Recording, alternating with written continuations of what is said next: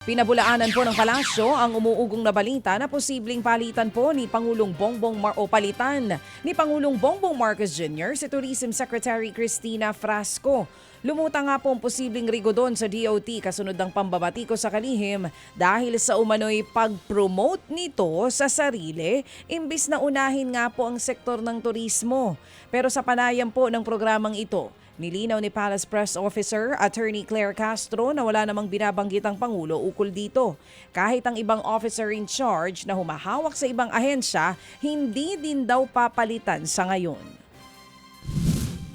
Sa huli namin pag-uusap po, nung tinanong ko po ito, last Friday. Last Friday yan. Okay. Tinanong ko po yan, pati kasi umiikot din yung mga salita na mapapalitan si Secretary Rosa, Opo. si Secretary Frasco. Ang sabi niya sa atin, wag daw tayo makinig sa chismis. So As hindi of Friday confirmed. yan As of Friday. As of Friday, pero mukhang may rigodon. Wala po. Wala. Yung huli namin pag-uusap, wala pong rigodon. As of Friday. Yan nga po ang tinig ni Palace Press Officer Attorney Claire Castro. Sa iba pa pong balita, pinabulaan na naman ng puganteng si Zaldi Co na nagpadala po siya ng kinatawan para makipagdialogo sa gobyerno. Yan daw ang sagot ni Zaldi Co nang tanungin siya ng kanyang abogadong si Attorney Roy Rondain. Hindi daw kikilos ang dating kongresista nang hindi inaaprubahan ng kanyang abogado. Sigurado rin naman daw ang abogadong hindi siya paglilihiman ng kanyang kliyente patungkol sa pakikipag-usap sa pamahalaan. Matatanda ang si DILG Secretary John Vic Remulla mismo ang nagsabi na mayroon umanong nakikipag-ugnayan sa kanila para ipaabot ang mensahe noon ni Zaldi Co na gusto nitong makipagdialogo sa gobyerno. Nag-usap kami sa telepono, madalas. Sabi niya wala. Wala daw siyang pinapadala. So I'm absolutely sure na walang ganun.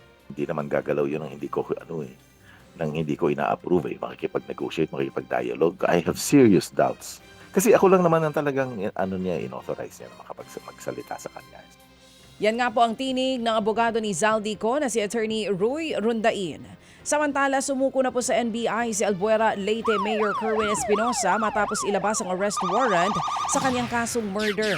Dumating po si Espinosa sa NBI kasama ang kanyang abogado. Matapos nga po ang booking procedure at iba pang proseso, ikinulong si Espinosa sa Cebu City Jail. Sumuko din ang dalawa pang kasama nito. Walang piyansa na pinayagan ang korte. Mga kapatid, brothers and sisters, saan ka pa? Dito na tayo sa Totoo. Dito na tayo sa True FM. Mga kapatid, mag-subscribe and follow po kayo sa social media accounts ng True Network PH. Yan po kami, hanapin nyo lang True Network PH, Facebook, Instagram, YouTube, TikTok, and podcast. Mapa Apple or Spotify man yan, mahahanap nyo kami. Lahat ng mga napapanood at napapakinggan nyo po sa programa, nasa social media accounts namin yan. So paano mga kapatid? See you sa social media!